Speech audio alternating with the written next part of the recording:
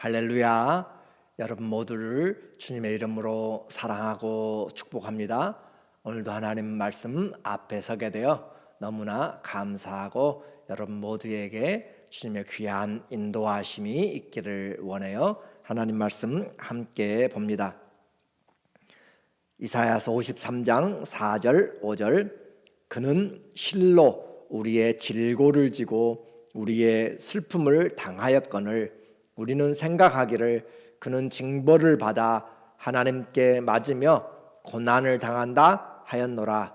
그가 찔림은 우리의 허물 때문이요 그가 상함은 우리의 죄악 때문이라. 그가 징계를 받음으로 우리는 평화를 누리고 그가 채찍에 맞음으로 우리는 나음을 받았도다. 아멘. 오늘은 여호와는 구원 쉬운 7번째로 네 번째 종의 노래에 대해서 말씀을 같이 나누려고 합니다. 기쁜 소식을 전하는 그 발걸음은 아름답고 복됩니다. 산을 넘고 강을 건너서 우리에게 들려오는 주 하나님이 통치하신다라고 하는 그 천국의 말씀은 우리 모두의 삶을 새롭게 합니다. 묶인 데서 자유를 주고 또 하나님의 영원한 나라를 바라보게 만들어요. 세상에서 가장 귀한 소식이 바로 이 구원의 소식입니다. 하나님이 바벨론에서 포로들을 돌이키실 때 하나님의 강한 팔을 드러내셨습니다. 전쟁의 용사시요 능력이신 그분께서 그 손을 들어 올려서 열방들을 심판하시고 이스라엘을 광야의 길을 내시면서 사막의 강을 내시면서 그들을 인도하여 내시는 것이죠. 이것은 만민을 구원하시려는 하나님의 예표적인 행위로 우리에게 보여주고 있습니다. 그래서 오늘 그 구원의 소식을 이어서 우리에게 바벨론의 포로뿐만 아니라 이제 영원히 사단의 올무에서 죄와 사망의 법에서 일평생 죽음을 두려워해서 종노하는 우리를 사단의 괴계에서 그 사단의 권세에서 해방시키기 위하여서 종이 오신 그 여호와의 종의 네 번째 노래가 이사야서 52장 13절부터 53장 12절까지 길게 우리에게 노래를 하고 있습니다. 이 네 번째 종의 노래는 구속사에서 가장 핵심이고 메시아의 인성과 그분의 모습, 사역의 구체적인 내용들을 우리에게 보여주고 있어요. 심지어 그분의 고난과 십자가의 죽으심과 부활까지 우리에게 보여주고 있는 놀라운 이 이사야 53장은 구약에서의 복음서지만 복음 중에 복음이라고 그렇게 할 수가 있어요. 왜 그래요? 복음 중에 복음은 예수 그리스도의 십자가와 부활인데 그 십자가의 고난과 죽음과 부활을 담고 있는 것이 이사야 53장 그리고 이 네 번째 여호와의 종의 노래인 53장이 담고 있기 때문에 그래요. 이 예언의 성취는 이사야 시대로부터 700년이 지난 신약 시대에 예수 그리스도께서 말씀이신 하나님이 육체를 입고 오심으로 우리에게 이루어지게 됩니다. 그 예수님, 종으로 오신 그 주님을 아무도 주님을 관계하지 않았습니다. 이사야 52장 14절에 전에는 그의 모양이 타인보다 상하였고 그 주님이 오실 때 타인보다 상하였고 또 그의 모습이 사람들보다 상하였으므로 많은 사람이 그에 대하여 놀랐거니와 사람들과 비교해 봤을 때 너무 젊었는데 늙어버린 것이고 너무 고난을 많이 겪어버린 것이죠. 상하였고라고 그렇게 표현합니다. 구원자 메시아가 오심을 우리에게 계속 증거했어도 사람들은 그들의 원하는 메시아의 형상이 아니었기 때문에 믿지 않았습니다. 아무도 하나님이 보낸 이 구원자가 이와 같은 모습으로 상한 모습으로 올 줄은 생각하지도 못했어요. 이사야 53장 1절에 우리가 전한 것을 누가 믿었느냐? 여호와의 팔이 누구에게 나타났냐? 그 이사야와 선지자들이 전한 것을 누가 믿었는가? 그토록 외치고 외쳤지만 그 구원의 주님을 아무도 듣지 않았습니다. 하나님의 팔, 그 능력의 팔을 보여줬지만 그러나 그들은 제대로 보지를 못했습니다. 그는 주 앞에서 자라나기를 연한 순 같고 마른 땅에서 나온 뿌리 같아서 고운 모양도 없고 풍채도 없은즉 우리가 보기에 흠모할 만한 아름다운 것이 없도다. 그 주님이 나타나는 그 배경은, 그리고 그분의 모습은 흠모할 만한 것이 없었다라고 하는 것이에요. 마른 땅에 앙상한 풀과 같고 고난과 고통을 너무 겪어서 무시를 당하고 사람들도 그에게 신경 쓰지 아니했습니다. 3절, 그는 멸시를 받아 사람들에게 버림받았으며 간고를 많이 겪었으며 질고를 아는 자라. 이 질고는 질병의 고통을 말해요. 그리고 마치 사람들이 그에게서 얼굴을 가리는 것 같이 멸시를 당하였고, 우리가 과거에 나병 환자가 있으면 그 사람을 향해서 얼굴을 가리고 그렇게 거리를 떨어뜨린 것처럼 그와 같이 그 그리스도의 얼굴을 보기를, 종의 그 모습을 보기를 사람들이 부끄러워할 정도로 얼굴을 가리웠다, 멸시를 당하였다라고 하는 것이에요. 우리도 그를 귀히 여기지 아니하였도다. 이 메시아가 오시는 것을 그 유대 사람들은 다윗의 후손으로 오셔서 왕권을 가지고 오실 것으로 생각을 했습니다. 그래서 로마의 압제 중인 그 사람들을 주님께서 해방시키고 새로운 나라를 세울 것으로 생각했는데, 예수 그리스도의 오심은 왕으로, 족보는 왕이지만 나심에부터 시작하여서 그분의 모든 모습은 세상 사람들에게 눈여겨볼 만한 것이 없었다라고 그렇게 표현해요. 그들의 구원자는 결코 종으로 또 버림받은 인생의 모습으로 그렇게 와서는 안 되는 것입니다. 모세도 최소한 그의 외모가 용모가 뛰어나서 아름다워서 그의 부모가 석 달을 숨겨둘 정도로 아름다웠습니다. 다윗도 그 얼굴이 곱고 준수하였다라고 그렇게 표현하고 있는데, 예수 그리스도의 모습에 대하여서 성경은 그가 마른 땅에서 난 줄기같이, 그리고 상함이 많은, 질고를 겪은, 간고를 하는, 사람들의 어려움들을 겪은 어리지만 이미 늙어버린 그런 모습이에요. 그래서 애어른이라고 한 것처럼 속이 너무너무 들어버린 인생의 질고를 짊어지고 있는 그런 모습입니다.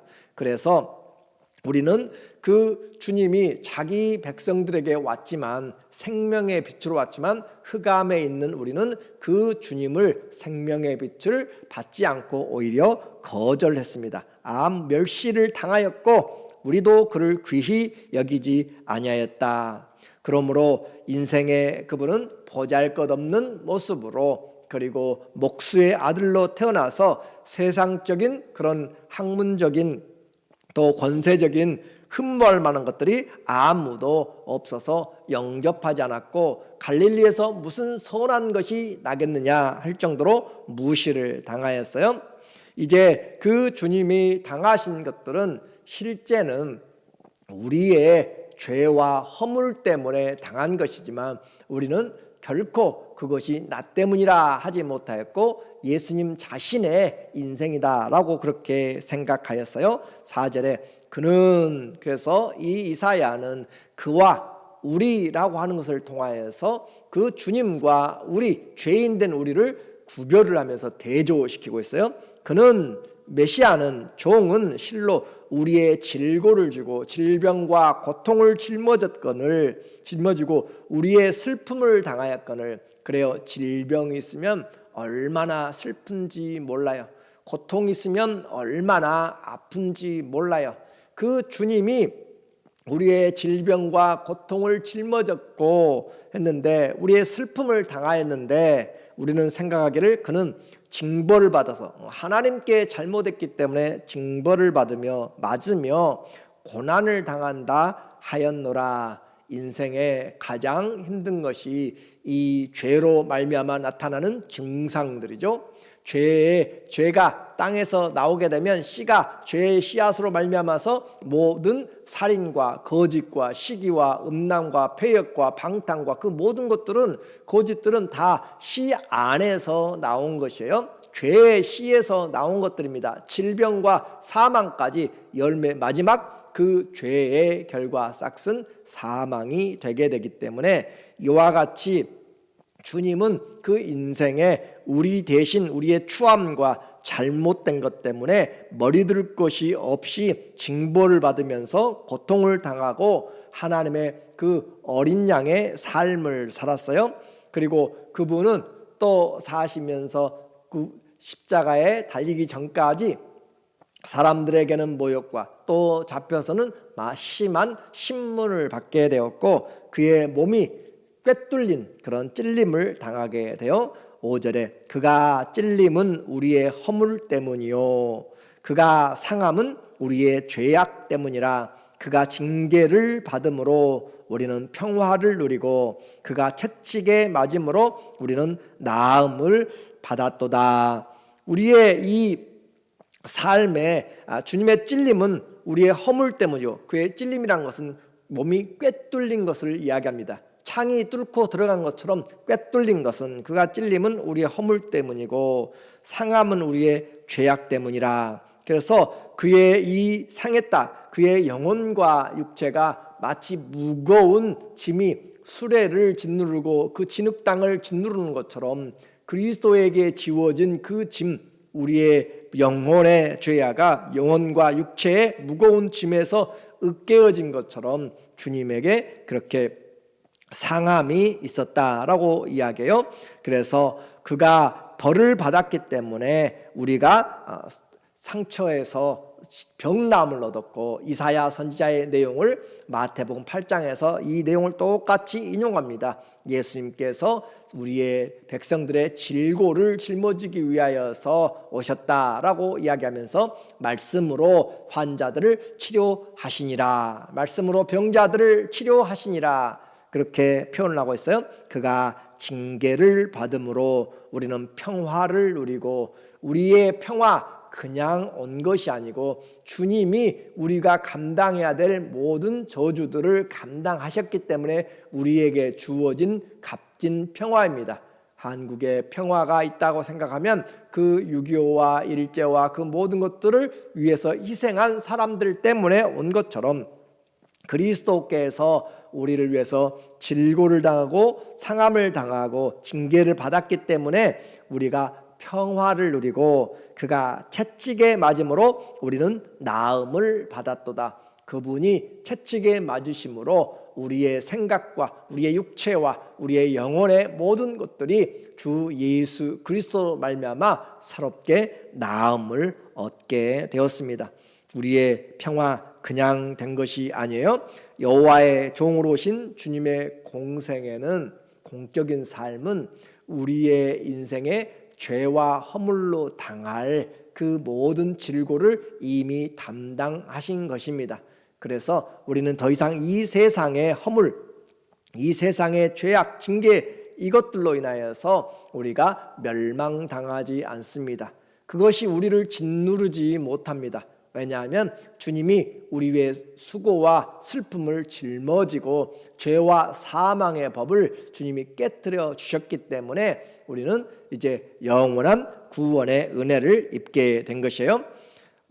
우리는 이와 같은 하나님의 말씀을 보면서 이 이사야가 전하였을 때 또 지금 이 시대에도 하나님의 말씀을 듣는 우리는 우리의 죄의 심각성을 알지 못합니다.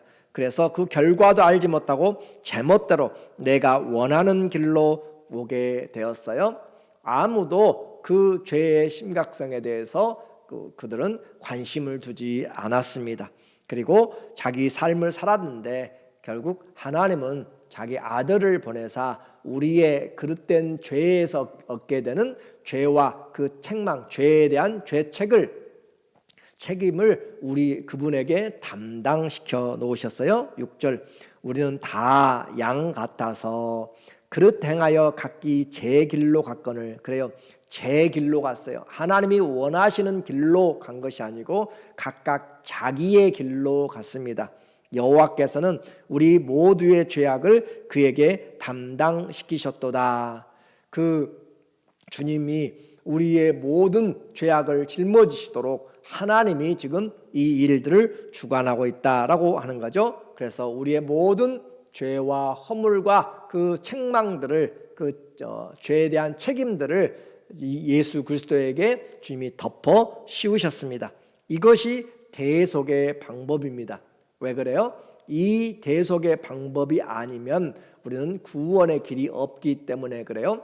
모든 사람이 죄를 범하였음에 하나님의 영광에 이르지 못합니다.